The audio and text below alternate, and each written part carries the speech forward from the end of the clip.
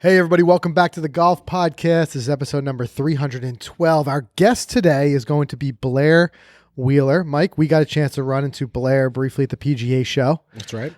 So I'm excited to get him on. You know, we talked. He said, hey, guys, when are we doing this podcast? And I said, let's definitely do it. Because what I like really, too, about Blair's story is it, in a lot of ways, very closely mirrors our own. Blair, if you're, see on the golf social media world, I'm sure you've come across him. But he's very much like us. He's not a professional golfer. He is, he's just somebody who really enjoys the game, enjoys learning the game. But a big component of that, Mike, which made me think of you, is that he really uses fitness to try to make his game better. Mm-hmm. When did you first start the fitness train? Probably like 6-7 years ago, I would think. It was like right around when my first daughter was born. Yeah. Because I remember it specifically, I switched gyms and I just switched the style of workout from the going to the gym and lifting weights on my own schedule. Right. And then physically going to some type of a training class with a trainer that's timed and it's more structured. More structured. Yeah, that makes sense. And you would say, I mean, I think this probably goes without saying, but your game has seen improvement for it. Big time. Ever since I started building the leg strength, the stamina, I've been able to walk more on the golf courses. I've been able to kind of get through the round. I've always, remember going way back, I always had those like mental suffering of like 14th hole, I'm done. I remember, it's as you're saying this, it's replaying in my mind some old episodes where you said, I've got to work on like, my game is good until the 15th hole. Yeah. And I just get tired. My legs get tired. My shoulders get tired. My mental game gets tired. But all that is kind of, been rebuilt in the gym. And even beyond that, and I say this all the time, the gym is the only hour out of my day where I don't have my phone or email or anything or a child or a diaper or whatever.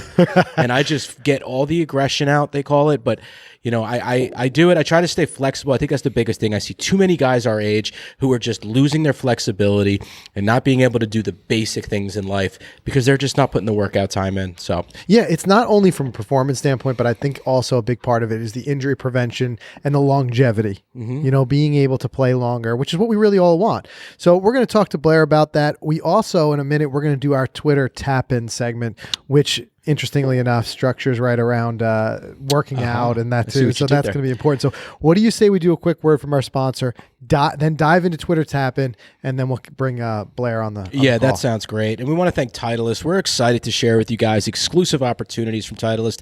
But to be a part of them, you have to join Team Titleist. Team Titleist gives you access to opportunities like prototype testing, special events, limited edition gear, so much more. You could sign up. It's completely free. Join us on Team Titleist at Titleist.com/Team Titleist. And that's one word. Yes. So one word, Team Titleist. Check it out. The other thing, Twitter tap-in, like you said. Yes. I'm excited about this one. I'm excited too. Twitter Tapping, guys, is presented by Therapist Preferred. Guys, Therapist Preferred offers a large array of THC-free, organically grown, made right here in the USA CBD products. I have some here, as you can see. I have the gummies, I've got the tincture, and I've got the cream. There's also melatonin CBD, which helps you get that restful night of sleep. All great stuff. I mean, it's been helpful for me trying to get through some of these injuries that I've had from the gym. So it's been great. So visit their site, www.therapistpreferred.com. Use Golficity 20 for 20% off all products. Follow them. They're friends of the show at Therapist Preferred on IG, Facebook, and Twitter. And the Twitter tap-in, do you have a fitness... Wait, so I can't even read this, Frank. Read it because it's black on my screen. It's all right. I got it. Go ahead. And by the way, guys, if you aren't already following us on Twitter, we say this every week. Make sure you do. Twitter Tap-In is a new segment that we're going to do. We're going to put these questions out every Monday. Mike's got it went black on deep computer issues over there. But we're going to put these out every single Monday, and we're going to ask for your feedback. We want to hear what you guys have to say. So we're going to ask a question, and today it's going to be specific to, like we're talking about, fitness. So we said... Do you have a fitness regime in place to help you play better golf? And if so, what does it look like? And we've already kind of talked, we always like to interject a little bit of our own. We talked a little bit about Mike. He's got that, what do you 3 days a week, 4 days a week in the gym? It's 4 days a week. It's about an hour class. Maybe 5 to 10 minutes of stretching before and after, and it's full speed, barely any breaks, high intensity circuit training. Yeah, so you feel like that's helped you with what, both your strength and your endurance? Absolutely, and even more so, help me with things like sleep. Yeah. It's weird. On days I don't go to the gym, I find it hard to fall asleep before like 11:30 p.m. But on days I do go to the gym, I exhaust that energy and I'm asleep by like 10 o'clock. It's definitely not the first time I've heard that. I've heard other people say similar types of things, that exercise is what helps with their whole sleep cycle. So look, one thing I'll be real too is, and I'm sure as we read through some of these responses, we may hear some similar types of things. At this point in our life, we talk about this often, guys. We are regular golfers like you guys. We are not pros. We're not people who even get to play as much golf as you think we get to. Right. We're lucky if we get out there and actually play 1 or 2 rounds a week, because the commitments of all of this, Golficity, plus our both have young kids. I have 2 daughters. You have 2 young daughters, and we don't get out there. And what happens is the things that we know we should be doing start to kind of go by the wayside, whether it be before a round of golf. We know it's smart to warm up. We've talked about that, but how many times, we're guilty. We just run out there and we just tee off. Similarly, a lot of us know deep down that it's important to put this fitness element in. We see more and more of it because of the visibility that social media brings us. We see more and more of the tour players are doing it. Right. Yeah, so we're seeing some of the stuff they're going through, and it's amazing how much of their day is taken up by a fitness regime, which we would not necessarily have known about just a couple of years ago. So now that social media is bringing that to the forefront. But the reality is a lot of us, we don't get to do it. We skip it and we pay for it. And I've been one who's been like that. The last couple of years of my life have been so tremendously busy. I haven't gotten to the gym as much as I would like. And I think part of the injuries that I'm dealing with now are affected by that. What I've been dealing with the whole neck and the pinched, nerve and stuff like that. It's not because I don't do the fitness. However, what I'm learning as I work through physical therapy is there are certain things I can do with building muscles, which would alleviate some of that by just kind of taking some of the strain off of it.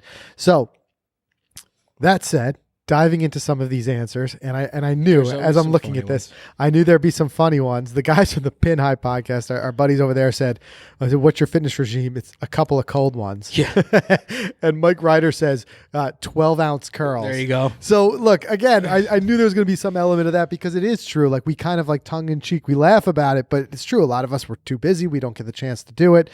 And that's what it ends up being. How about Nick here? 6 days a week, 2-hour gym sessions, and really focusing on legs, core, back, and cardio. That's dedication right there. Yeah, a little golf clap for Nick. Yeah, 12 hours a week in the gym. That's terrific. And look, we know there's a wide range of people who listen to the show from all different abilities. And there's some people who are very serious. We've got some younger guys trying to make it on some of the mini tours. We've got some guys who are working their way through college golf. And as part of that, they are in a very strict fitness regimen. So that may be part of what Nick's doing here. But otherwise, I think, good on you to be able to do that. But I like what he said here, his focus on legs, core, back, and cardio. All 4 things that are so important for a golf game. Huge. Think about how much of the power in the swing and the rotation comes from that core. And also, we've learned this more and more, the legs. When you think just like from a very non-scientific view of the golf swing, you think a lot of everything's happening upper body. But the reality is, so much of the power that's generated is the force that you apply to the ground. We learned that working with Kevin Sprecher and the force plates and the swing cat, and we got to dive into that a little bit.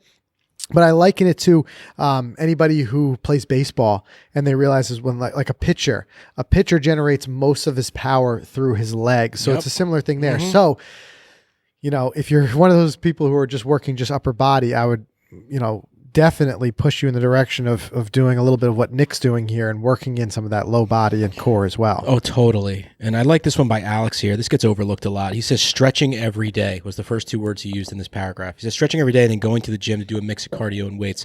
I think stretching is huge and it's underrated. Not many people do it, especially when you get to the gym. I see people come in like right when class starts, they dive right into the workout, and it's a heavy weight, heavy, intense workout. Yeah. So I try to get there early. I use these resistance bands. I use the TRX straps. I use the tricep pull down machines.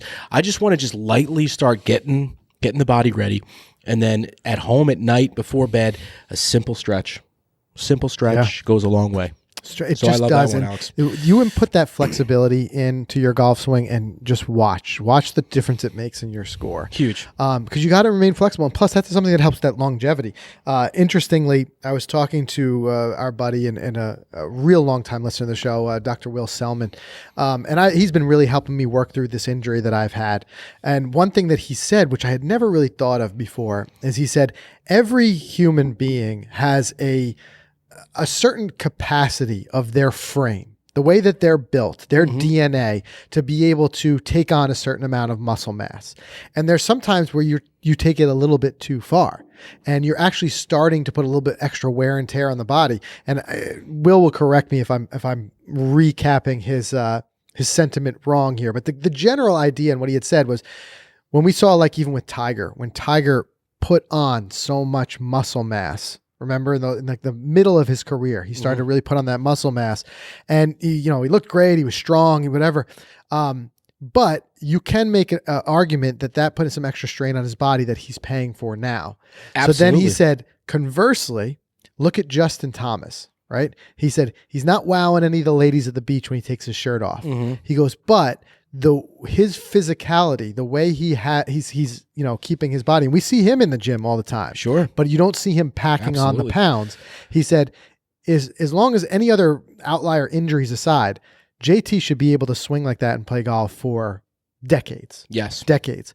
So yes, there's a certain degree of it that you have to be smart about it too. And I like that idea of working under like a trained coach if you can, when you're first developing your routine, because we all want to like really bulk up, you look good, like I said, on the beach, but it might not necessarily be the best thing for your specific body type. And it might start to be a point where you're working against yourself. And for the golf swing, I think that there's no doubt the strengthening all those additional muscles and the toning, but also keeping that flexibility. Mario Price says he has a bunch of cardio and lightweight training. He says using the lighter weights to stretch the muscles out. So I think that's smart too. He's saying he's not taking too far. It's just that the lighter weight and staying, flexible, it's important. Yep. What are the ones you see? Ryan Donovan's got a little bit of the same situation you're going. After my back injury, I have to really stretch out to prevent tightening up through the round or after. Yeah. And then here at Shooting 90, he says, I've been doing stretching for twice a week and core strengthening twice a week for the last year. Nothing major workout wise. I can notice the flexibility in my golf swing. No more back pain, no more neck pain. That was another thing, from talking to Will that I learned. And it, as well as I was at the orthopedic last week, he treats a lot of golfers, and he's like, you just can't imagine, unless you have from a doctor's view of it, how much stress and torque the golf swing puts on the body. So anything you can remain flexible and strong, because where you have those weaknesses, other areas of your body have to compensate for it. Yeah, 100%. So when you have those, like a core weakness, you're trying to compensate with other muscles, and those muscles are getting worn down and stuff like that. You know what I would love to do? I'd love to get hooked up. I don't even know if they have these machines. Maybe they do. I'd love to be able to see myself in like a, what's the word I'm looking for? Like an X-ray of my body on screen during a swing. During a swing, yeah. Just to see, like, what do my bones do during that swing? I just want to see what does my body look like in full speed. The closest thing to that is when Spreck put us on the KVS. And you don't see in your bones, but you do see the amount of rotation that happens in the upper and lower body. And there's the upper and lower body separation. That's another thing. Talk about flexibility. Right? Yeah. A real important part, and this is something that JT does incredibly well, being able to do that upper and lower separation where the lower body is turning, in a different timing, in a different motion than the upper body. And that's tough, and that comes from a lot of that. You're right. This one's funny. Well, his name is Fatrick B. Fatrick? He calls himself Fatrick, and he put a picture of a bunch of tacos. Hard to argue with that as being a fitness regime. But I wanted to highlight this one. Charles. How about Charles Crowell? How cool is this? I've noticed a big improvement in my game since losing 115 pounds. He started golfing seriously last March when he was 415 pounds. So he lost 115 so far. He started walking the courses. His game's improved. That's so cool. You got to look at the pictures. It's on our Twitter underneath this thread. He shows his before, his after, and like his way after photos, like holding out the pants like the old Slim Fast commercials. Yeah. Charles, hats off to you, man. Congrats. Another thing, too, I just love about golf is that it is a game that a lot of people get into later in life when they possibly need an additional fitness component. And the fact that it serves as motivation for some people to do these things that ultimately are going to benefit them in their health, but saying like, hey, as soon as you catch the bug and you start playing golf, you want to just play better golf. Right. And you're going to start looking at these ways to do it. And if you're saying, hey, like in Charles' case, he's 415 pounds. He's like, I'm going to enjoy the game more if I slim down. And look at the way he slimmed down. It's just incredible. But again, lots and lots of this. We see stretching, flexibility. Jason Scott said, stretching and flexibility training should be pushed more. So true. And that's funny. He actually tagged Blair Wheeler here, who's we're going to come on and talk about that in a second. At Too Much Thinking One says push-ups. He's done 54 today. You know what that reminds me of? What's that? It reminds me of with the Black Knight. Yeah. Remember, Gary Player still doing God knows how many push-ups. So like I said, a lot of funny stuff in here too, but also plenty of examples of people who are introducing that fitness component. A lot of it is stretching. A lot of it is light, cardio, things like that. But I'm amazed at how much of it comes down to being, a motivation to either get healthier or feel better, especially with the neck and back. Yeah, 100%. And I'll mention as someone who struggles with it, I get it big time. And again, I'll harp on it even more. And I'll mention this to Blair again as well, that for me, fitness workout right now is all about a mental workout for me. Yeah. It really is. And then everything else is just as a result. So as a result of going to the gym to clear my head, force myself, because honestly, I say I go 4 nights a week, all 4 nights, I don't want to go. It's the last thing I want to do. I'm exhausted, like the kids are there and I want to hang out with them, but you know what? I know I have to do it. So it drives me to go there, and then I get there and I just put the workout in mentally, and then I walk out of it going, oh wow, I feel great workout, great sweat, cardio, I could breathe better, blah, blah, blah, all the energy's out, all that. And then I think is the amazing part is, even if you're out there, you're listening, you're like, guys, I love it. Love the idea. I'm just way too busy. You can still do something. Everybody can work something in. I've started really slow. I started with just 10 minutes of stretching every morning. Perfect. And it's already helping. Perfect. Yeah. It's just a matter of just getting out of bed 10 minutes earlier. And we got to go on to bringing, Blair on the call here, but before we do the one last one, I want to wrap it up with Jamie Bavis says he's being 2 years removed from bariatric surgery. I'm in the gym 5 to 6 days a week, and I work on total body toning and strength training with an emphasis on the core and the lower half. And here's the best part: my game has improved noticeably due to more consistent ball striking. There you go. So that just tells you it right there. All right, let's do a quick word from our sponsors, and then I'm excited to bring Blair on the show. So first things first, we want to thank ShotScope. Guys, if you've been listening to the podcast, you hear us talking about ShotScope all the time, but you know what? It's 2020. We're living in the future, guys. If you're not tracking your stats at this point, what are you doing? Yeah, seriously, what are you doing? Let's go. ShotScope is single-handedly eliminating all the excuses of why you might be saying you're not tracking your stats, because the deal that they've got going on the V2 is absolutely incredible right now. You can go to shotscope.com/Golficity. You can get our deal on it, $119. Just sweet. I mean, people pay more than that just for the GPS watch, which, by the way, this thing's got all the GPS while you're out there on the course. But the technology baked into this thing is incredible. I have really, one of the most rewarding things that I've found of working with ShotScope as a sponsor for the podcast, and which is why I was so excited to work with them in the beginning, because we enjoy their product so much, has been all of the people who have been writing to us, mentioning it in the Facebook group, DMing us, emailing us, and saying, I took your advice on the ShotScope. I went and got it. It's incredible. Thank you. There you go. That changes everything for me. And it's because they truly do make it easy. It's a watch. You put it on your wrist. It fits nice and snug. They've got these little nubs. You put them on the end of your golf clubs. You go out, you play your regular game. Your only interaction with the watch is when you glance down at it to get your yardages. Front, back, middle, hazards, it's all right there. And there is an additional feature where you geotag the pin by just simply pressing one button on the watch when you get up to the green. What happens in the background is That watch is talking with GPS satellites and doing all this crazy, scientific stuff that you don't need to worry about. And it's geotagging each one of your shots. So when you end your round, you can go back into your app and you can see every shot, where it was. It knows, it's so accurate. It knows whether you were in the fairway, whether you were in the rough, whether you were in the sand. Mm-hmm. It's counting your bunker shots. Yeah. Isn't that incredible? So it's all right there. You guys got to check this thing out. Go to shotscope.com/golficity. And if you do enjoy it, let us know, because I really love reading those emails. Those are always great. We also want to thank FootJoy. You guys can take your game to the max this spring with a new Tour X golf shoe from FootJoy. I just got mine. Love the Tour X. I've been wearing that. Looking, yeah, they really are. And they just scream. I mean, we unboxed them the other day. They just scream performance. You can just see how much performance is in there. So it's fully loaded inside and out. The Tour X delivers max stability, max control, and maximum comfort. Those are the three things every golfer wants. So the outside features the 9 launch pods to provide the maximum stability, like we talked about. And if you look at the underneath of the shoe, I wish I had mine with me right here so I could show you, but it looks incredibly stable, nice wide base, and you can use that springboard. We talk about using the lower body, right? Launch it past your buddies when you're out there. Doesn't sacrifice any comfort either. The Tour X wraps around your foot for that coziness. You've got that ortholite impressions, the fit bed, and a foam collar around the heel. All ensures you're the max shoe comfort and support.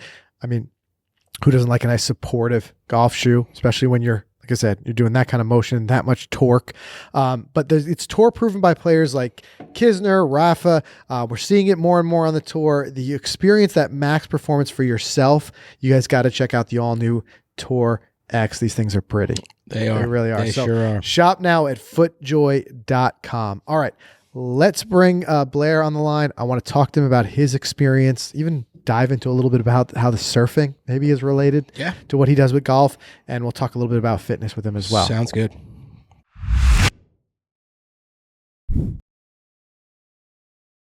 All right, guys. So we're excited to have Blair Wheeler on the call. Blair, welcome to the Golf Podcast. What's up, guys? How are you guys? Doing awesome. How about yourself? Man, trying to stay warm here in Wilmington, North Carolina. Trying to fight off a cold, too. So just trying to get it all back together. We feel you. Trust me, it's only colder up here. That's right.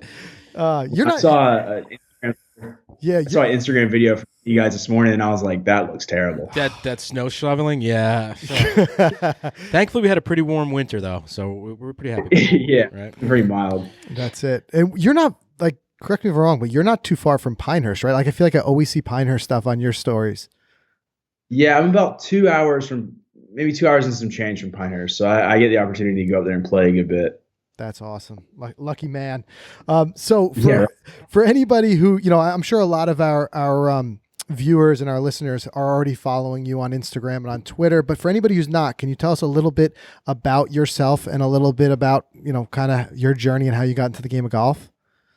Yeah. So, I grew up in Myrtle Beach, South Carolina. I heard you guys last time on your last podcast that was out about your Twitter tap-in. I think Myrtle Beach was a common theme of people traveling to. So I grew up in Myrtle Beach, went to Myrtle Beach High School, and growing up down there, you just kind of gravitate towards the game.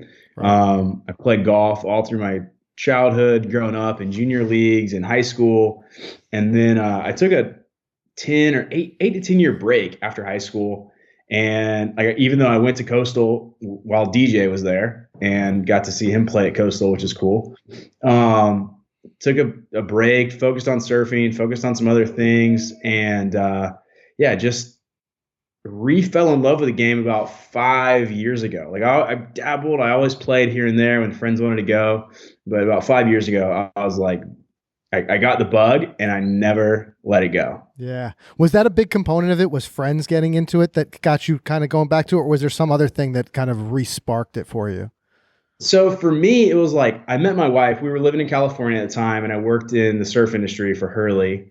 And so I met my wife there. Her dad's a big golfer, and I was like, I can't let this dude continually beat me. He's like a 6 or 7 handicap, so he's pretty good. But I was like, I just can't lose. And I'm the kind of person, I'm very competitive. I just hate losing, which is, we'll get into it later, but why I gravitated towards CrossFit. But I hate losing. And I was like, I have to get good. I have to beat. His name's John. I was like, I can't let John beat me. Right. So when I met my wife and we got serious, I really got into golf then, just to not lose to her dad more often. Yeah, well, that's definitely a motivating factor to Yeah. not have your father-in-law beat you. That's for sure. Yeah. Yeah. So now you said when you took your break, a big part of it was for surfing. Yeah. And you surf professionally for a while and things like that. Is that something you're still doing regularly? Still surfing? Yeah, I still surf a good bit. I'm more of a fair weather surfer now. Like in the past, when I was growing up, when I was living in California, it didn't matter what the weather was. I mean, California, it's always beautiful. But here, I would always surf. I would always get out and go surfing, no matter what it was, if it was snowing or rainy or cold or whatever. Now it's like, if it's not perfect, I'm not going. Yeah. I can find other things I need to do, whether it be like work I need to get done or hang out with my wife or even go play golf. Like there's other things I can keep busy than go surfing. For sure. A lot of golfers get that way too eventually. But my question would be, I would say based on that, I would certainly consider you a multi-sport athlete. And do you feel like one feeling that I kind of have is some of the best golfers out there are guys who have played many sports, you know what I mean? And you kind of develop these other skills, whether it be balance or different types of, muscle mass or whatever it may be from other sports, rather than oftentimes, not taking anything away from people, but some people specialize very early and that's all they do. Do you feel that way? Do you feel like anything from surfing kind of translated and helped you a little bit in your golf game? I mean, surfing and golf, I just did an interview about it this morning, actually, are very similar, right? You see a lot of surfers that are golfers and you see a lot of golfers that are surfers. Adam Scott won last week at the Genesis. Yeah. Prime example. He's a big surfer. I know Rafa Cabrera-Bello is as well. And Cameron Smith, I think, is a surfer. A lot of the Australians are. And then on the flip side, you have people like Kelly Slater, who just played in the Pebble Beach Pro-Am, Julian Wilson. All those guys are great surfers. Like obviously Kelly's one of the best surfers that has ever lived, and he's a scratch handicap golfer. Yeah. So there's a lot of similarities, whether it be like the singularity of the sport and the camaraderie of the golf community and surfing communities. But as far as the athletic side of thing goes, I think there is some similarities with the balance part. I mean, you have to have a balanced golf swing, you have to be balanced on a surfboard. But I think more so from surfing, it aligns with the community of golf rather than like the specific athleticism of it. But on that note, like I know I've always heard Jack Nicklaus say that he always pushed his kids to play every sport under the sun. And the same with Greg Norman. And you look at people like a kid I follow on Instagram, his name is James Nicholas. Like he played golf and football at Yale. You couldn't be totally different as far as like your sports. You played golf and played both and excelled in them, you know? Yeah. So I think being a better athlete does translate to being a better golfer at the end of the day. That makes a lot of sense. And I agree with you in a lot of ways too, with the synergies there. And one big one being the fact that you're competing against the environment. So like when it comes to surfing, similar, the water's not the same any 2 days. You know what I mean? Even in the same spot, it's going to change. And I think that a lot of golf courses are like that too. You know, it changes with the weather, and as golfers, we've got to find ways to adapt to that. So I think that's a big thing. Earlier though, so I wanted to segue into this. You mentioned CrossFit as being, from a competitive standpoint, things like that. But I know a big thing you and I got to chat a little bit about at the PGA show this year was how you're using fitness to really advance your golf game. So tell us a little bit about how that got started. Was it with an introduction to CrossFit, or did you start somewhere else with that? So being a multi-sport athlete, like I said, I grew up playing everything under the sun, from football, baseball, basketball, golf, surfing. The list goes on the sports I played as a kid, right? And even in high school, I was playing golf, football, ran track, did a lot of stuff, surf. And with that, I was always training for the next sport, for in the weight room, doing other things. So I've always been a fitness person. I've always liked fitness. I've always enjoyed it. But when I started taking golf more seriously, I started thinking about how can I take fitness and translate that to the golf course? Like I'm an average person too. You guys are, we have this conversation. I have a normal job. I work 9 to 5, sometimes 7 to 10. Right. It depends on the day for Imperial Headwear, right? So I have a real job, and most people don't know that about me, because you look at my Instagram, you're like, that guy just plays golf all the time. He goes to the gym. Right. So I have a real job, have a wife, I mean, you guys are married too. They're needy people. So you got to spend time with your wives.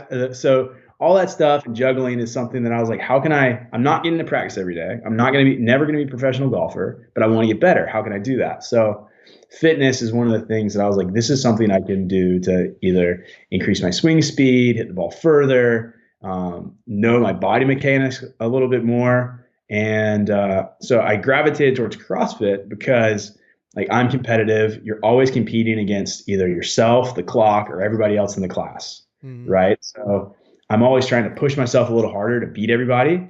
And then at the same time, it translates to golf because I'm getting stronger, I'm getting faster, I'm becoming a better athlete every time I step out of the gym. So you feel like you definitely see that correlation. Like how long ago did you start CrossFit roughly?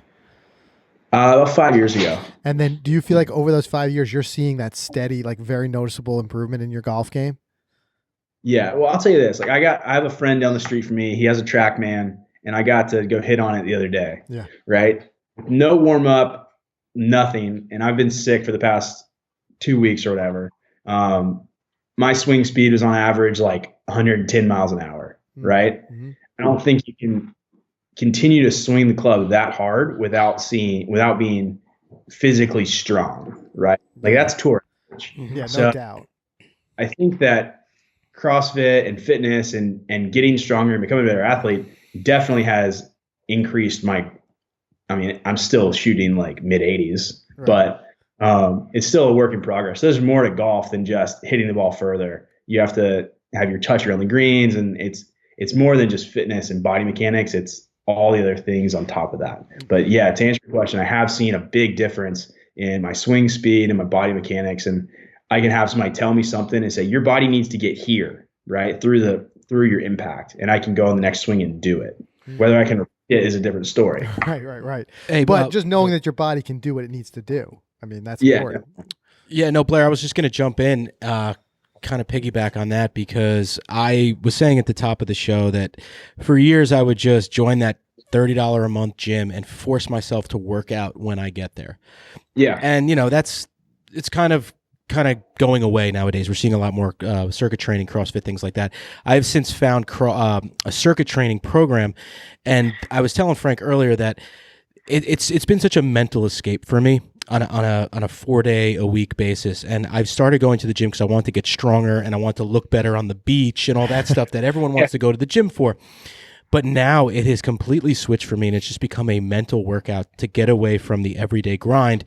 And that's first and foremost. And then coming out of it, I'm getting the good sweat. I'm maintaining flexibility. I'm increasing the power of my legs. I'm seeing the ball go further off the tee. So I feel like I'm doing it for that mental part, but like I'm getting all these extras.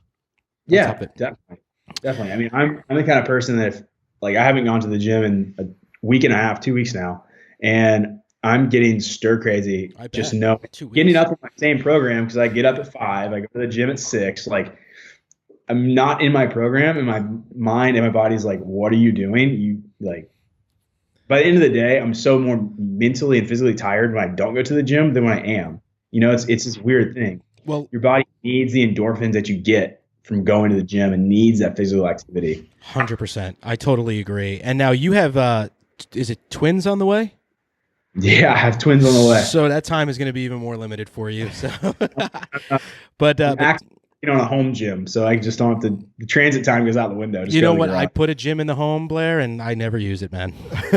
I still go. I leave the kids. I was telling Frank, leave the kids at night, right during dinner. I go to the 6:30 class or 7 p.m. classes to try to get it in. But it does change. But your things. Kids aren't newborns. They're not newborns. Either. No. Now I have the ability to do that. Very 5 soon, years ago, forget it. Very soon, you're going to be working out both arms on a regular basis. That's for sure. Yeah. But the thing that you guys are describing here, because I'm being someone who doesn't make it to the gym as much, but what you guys are describing is I think what a lot of people want. Like that's the goal, is where they want to get in that spot where they're itching to go to the gym, or they feel like something's missing if they don't get there.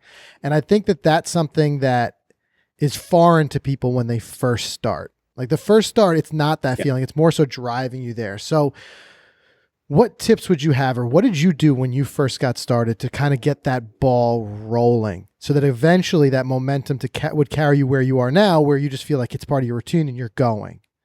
Yeah. So, I mean, I've always been of the mind of, I've always heard people say like it takes 30 days to make a habit and 90 days to make a lifestyle change, right? So if you just commit to going to do something for 30 days, then it becomes a habit. And then if you commit to doing that same thing for 90 days, that's your lifestyle and that's what you get used to, right? So I've been doing it as long as I can remember. I remember waking up freshman year of high school during the summer and having to go to 2-a-days for football practice, right? Yep. In the South Carolina heat. And that's tough. Yeah.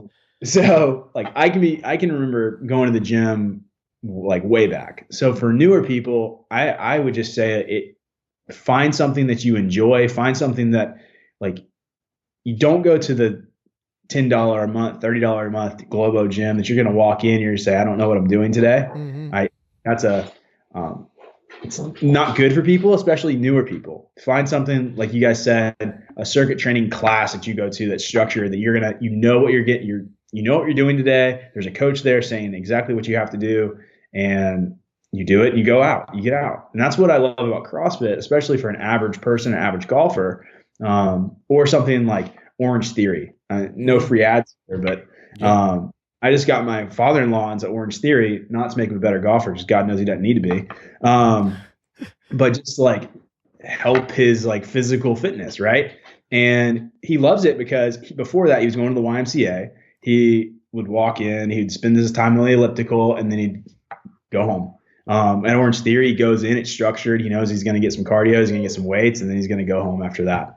And every day is going to be different. So I'd encourage people to do that. So then that way, it's not going to get boring. Mm-hmm. It's always going to be varied, and at the same time, you're in a community of people that are going to uplift you and encourage you to go again and again and again. Kind of like golf, right? You go play by yourself, it's not that fun. You go play with your group of buddies or a group of friends, or get put in a foursome at your club.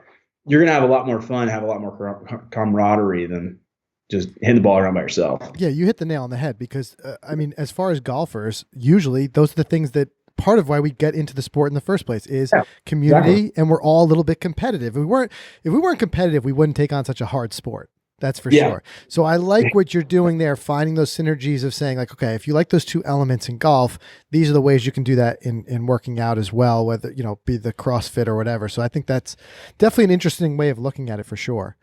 Yeah. So for you as a golfer, what is, I guess, on your kind of goals list? Where do you want? I know you say like us, you're kind of not out there playing as much as maybe your Instagram might make it seem to be. We're the same way. If we can get out there once or twice a week, we're kind of happy. But same. We want to be out there as much as possible. But what? And obviously you're competitive, as you said. You're working to get better. Where do you want to go with the game? What is your goal going forward? My goal for myself personally is one, to get better at golf. Like I would love to be able to break 80 consistently. That's a big goal of mine right now, is just break 80 with twins on the way. I don't know if that's going to be anymore, but we are joining a country club, so that's down the road. It's basically break 80 and have more fun playing golf. And that's one of the things that I've been trying to talk about on my Instagram, because I'm an average person. I just want to talk about the things that mean something to me, and golf and fitness are two of those. When you're playing well, you're having more fun, right? And if I can help shed some light on ways people can play better golf, like average people, then I'm doing my job, helping grow the game and making it more enjoyable for people, right? And then myself, because I wouldn't be doing it if I wasn't having fun playing golf. So that's kind of where I could not agree with you more. What we say all the time is there's this fine line, right? Where you want to, and we talk about it here on the show often too, is we say, you got to be able to enjoy the game where you're at, because I think where the frustration leads is that we're always kind of like, as golfers, we want the next thing, like, oh, I'll enjoy the game more when I do this, right? So you got to have this fine line of balance of enjoying it where you're at, but also not quite being content enough, that there's like that little bit of discontentment to get better, because as you do get better, you do enjoy it more. But as with anything, it's a unique part of golf is it seems that the better you get, kind of the harder it gets, because it's so much harder to get that just a little bit better. Like it's harder. A lot of people say to take a 3 handicap from a handicap, like a 3 handicap to scratch is harder than taking like a 15 to a 10. So there's that element too. But I think that that's really a key that we work on, is saying like, all right, how do we have fun where we're at, but also be a little bit not too comfortable where we're working on getting better, because we know we'll enjoy it more and more as we get better. Do you agree? Yeah, definitely. Yeah, definitely. That's such an interesting dynamic to this game. There are so many interesting dynamics to this game. That's for sure. Yep, for sure. All right, yeah. So I mean, great stuff. Like I said, I think the biggest thing that I wanted to kind of pick your brain on was that motivation to get motivated to do it more. I mean, I often will watch your stories on Instagram, and I'll see even now there are times, even for as important of a part of your life fitness is, there's still times when it seems like you're like, I don't really want to go to the gym right this moment, absolutely and you're still powering through. But I think that that's also that community part. You know what I mean? Seeing you power through it and seeing other golfers who are making, that commitment, I think it helps us all to be motivated to kind of do the same. So I for one, as a golfer, appreciate seeing everything you share and the fact that you do take the time to share your journey. And I think it's just an incredible thing to follow along with. Thank you. Yeah, I appreciate it. And I mean, it's definitely something that like I said, I keep saying it. I'm a normal person. I'm going to have ups and downs. There's going to be days when I make it to the gym and I'm stoked to be there. And there's going to be days where I'm like, why the hell am I here? Yeah. So it's just about making it a priority too. That's what we can all relate to. I'd rather watch the normal people who struggle with normal things that we do than, your freak of nature and go out there first time swings a golf club and it's just like, forget about it. Yeah. Go ahead, Mike. I was gonna say the buddy system, I call it. It really does help, because there are times that it'll be 6:15 and gym is in 15 minutes, and a buddy might be like, hey, let's burn one tonight. Let's go burn a good workout tonight. Now I'm tired. I'm going to hang it up. He goes, let's go. He'll force me to get in my car and go there. I will force him to get in his car to go there. You got to do that with me for golf, Frank. I think so. Force me to go to the range. I don't think I'll ever have to force you to go to the range. But I know exactly. But making the gym that community, like you said, it's a place now. It becomes a mini country club. It becomes a place where I could see some of my gym buddies at and hang out, and anything extra that's going to get me to that community to get in shape works. Yeah. And that's one of the things that I love about CrossFit. I know there's other people on tour. Scott Stallings, I know you guys are Titleist folks as well. He's a big CrossFit advocate. He started CrossFit 2 or 3 years ago, and it's completely changed his life. Big time. So that's one of the things I love about CrossFit. You go, you do your workout, you suffer through it with a bunch of the people that are there with you, and then afterwards, like, you hang out and you talk about how it was. And then we have, like, the group of guys that I go to CrossFit with, we have a steak night or a sushi night that we go to. We see everybody Thursday night when we're not going to the gym Thursday morning, Exactly. So it's a great community vibe, and it's a little country club just away from the golf course. Absolutely. That's just it, community. So speaking of community, for any of our listeners, viewers who aren't already kind of following you and potentially want to follow along and kind of, as I said, all the stuff we talked about here, the stuff you're sharing, your journey with fitness and with golf, how can they do that? What's the best way? I know your Instagram, Twitter, anywhere else, or how can they follow you? Yeah, Instagram and Twitter are the two best ways to do it. My Instagram's at Blair Wheeler. My Twitter is at Blair_Wheeler. I couldn't quite grab the same handle there, but it's a work in progress. So yeah, those are the two best places. Facebook, but like I said, I'm just a normal person. Instagram and Twitter are always there. My email's on there if you have any questions. If you want to email me, always around, always available. We live in a digital world, so that's right. That's it. That's what another thing. I like it because it brings things smaller. There's people that we would never have been able to reach just a couple of years ago. I mean, we wouldn't have been able to do this just a couple of years ago. For sure. Doing a podcast over Skype here. So, but look, it was awesome running into you down at the PGA show. I'm glad we were able to do this. It's been quite some time that we've been saying like, got to get you on the podcast and talk, because like I said, there's just so much similarities there between our journey with the game and the way we kind of learn and share the game and the way you do it. So we wanted to, get a chance to talk to you about it, but also introduce anyone of our audience who isn't already following you to check out what you're doing, because like I said, I think it's informational and it's inspiring. So keep doing what you're doing, man. Thank you guys. Appreciate it. Yeah. So great talking with you, and we'll catch up with you again real soon. Yeah. Next time you head to North Carolina, give me a call. We'll go play some golf. You got it, man. Sounds good, Blair. Thank you. All right. Awesome. Talk to you later. Take Thank care. you.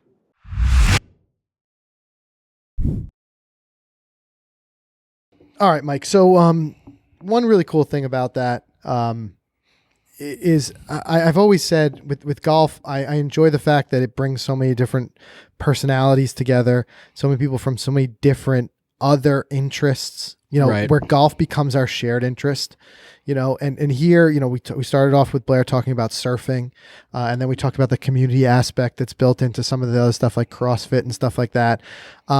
Again, just one big thing that I enjoy about the game is the fact that we share this one common thing, but then there's these differences, and then each one of us brings that difference to the game and brings that own experience.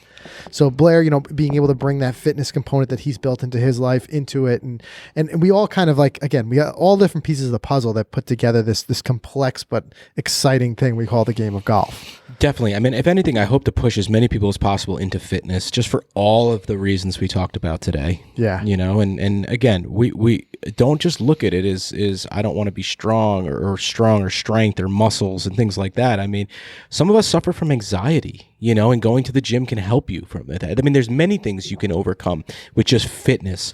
And of course, we're relating it to golf and flexibility and all that stuff.